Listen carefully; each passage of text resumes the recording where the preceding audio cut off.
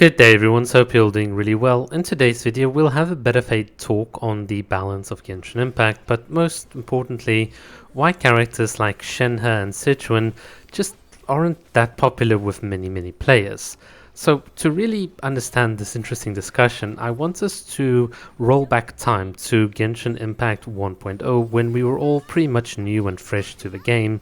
At that point, a lot of content creators were pushing out guides like crazy, and there were even some meme tier list by today's standards where people put Chi-Chi as an S tier character. And you can understand why this was the case, because back in 1.0, a lot of people doubted the effectiveness of a character like Bennett, and it's obvious why they doubted him, because if you are still running around at a low adventure rank and obviously your progress being time gated, it's very difficult for you to see the full value that a character like him will bring to your account. Because what do you need? Well, you need Bennett's talent levels to be high, you need him to be of a high level, you need your weapon to be of a high level, and then you need your main DPS to also be of a high level, have high talent levels, etc, etc. Effectively, the better your account got, and the better your main DPS or carry got, the better that value that Bennett provided became. And it then became really obvious that as you started building your account, that he is a freaking good support. And we saw the exact same thing happen with Kazuha. A lot of people neglected what he had done. They didn't really properly understand how the double swirling worked, or really what he was providing. And today Kazuha is a very strong staple meta unit in the game, and a lot of us still use him because of just how effective he is even at C0. And this is the whole point. When you have characters now, for instance, that are coming out like Navia, we're now at a point in the game where a lot of people can effectively take a Navia, build her, and then just plug and play her into a team. She does an insane amount of damage. In other words, she gives you immediate value, immediate DPS, giving you lots of high fancy damage numbers that are popping up on the screen, and everyone's happy. Now you drop in units like Shenhe, and now it's like, oh goodness, now I need to build my cryo units, which I don't, because I actually like pyro units more. And it's very difficult, because unless your team is set up to fully utilize all of the buffs, and your main carry can fully utilize the resistance shred, the icy quills, and the elemental damage or like normal attack bonus, you're going to have a hard time seeing the immediate value of someone like Shenhe. Now obviously Hoyo tried to kind of downplay this and say, look, if you pair her with Chongyun, which she was designed to also be paired with, you can make everyone a normal cryo attacker, which was a funny gimmicky playstyle, but from a pure endgame perspective, it really wasn't enough. And it's only when you get to C6 with Shenhe that it can become enough, but you still run into a problem that your units aren't really well geared. And we see the exact same problem with a character like Sigewinne. Yes, she can boost the off-field elemental skill of your characters, and with characters like Yae and Miko, this is incredibly effective. With characters like Farina, as I've shown on my channel with the damage numbers, it's a really good buff, but this is the thing.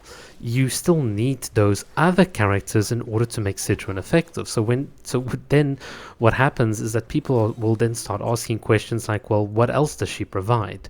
You see, in the case of Shenhe, she didn't just give you the flat damage bonus, but she also gave that cryo and physical res shred and the other like multipliers in the damage equation. But with Sigewinne, they obviously have to balance this, and they made her a healer, a party-wide healer with her elemental skill, which is pretty convenient. It's pretty strong. I think a lot of people still doubt how effective that is in also keeping Nouvelette's HP high and enabling him to have his HP more above the 80% mark. So there's lots of little subtle synergies that people don't talk about, but when it comes to just immediate obvious value, it's difficult to see that with a character like Sigewinne.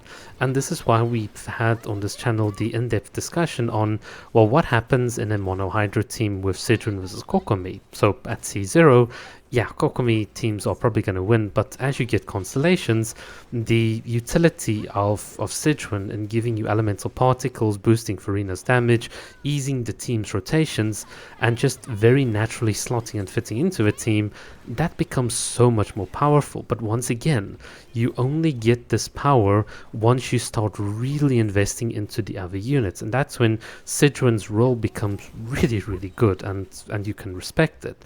And I think this is something that we'll continue to see in the game. If a character doesn't immediately provide lots of big DPS numbers on the screen, then people are going to start saying, well, what do they provide in terms of support? And if it's not clear or obvious how to structure your teams or your rotations to enable that effective support, then people are going to write off the characters. Now, I say all of this because in a certain sense, Shenhe and Sigewinne for me, like Clorand as well, are actually really well balanced units. I think the exact same thing with Chiori.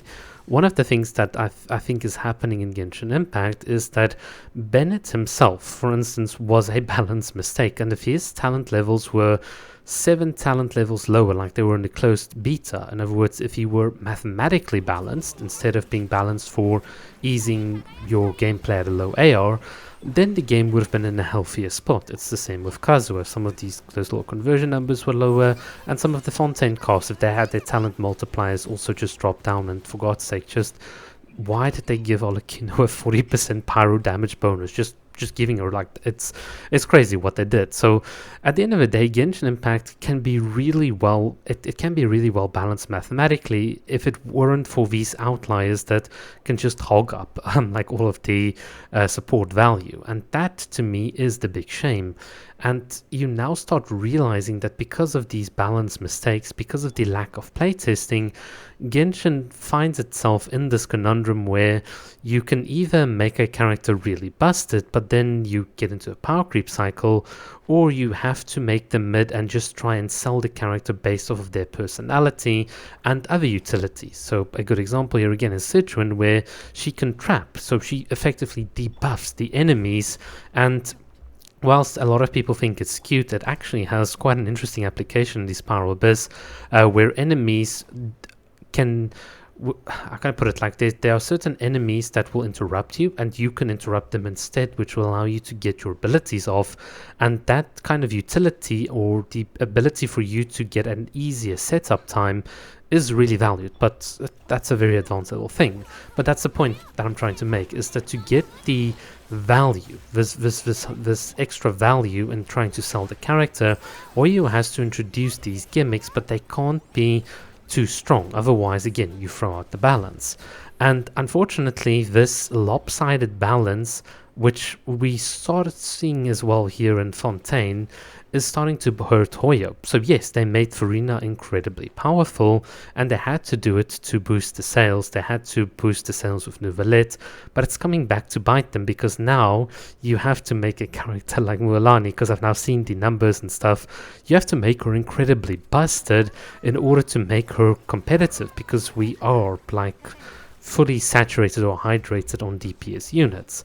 And once again, the characters that, so it's kind of a weird situation. We're in a situation where supports need to offer something new or different in order to be accepted, but DPS were always fine as long as you saw a big number.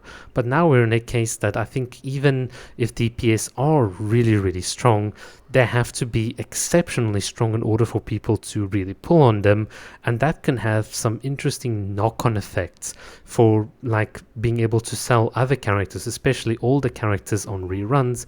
And this is the balance conundrum that Hoyo has gotten themselves into.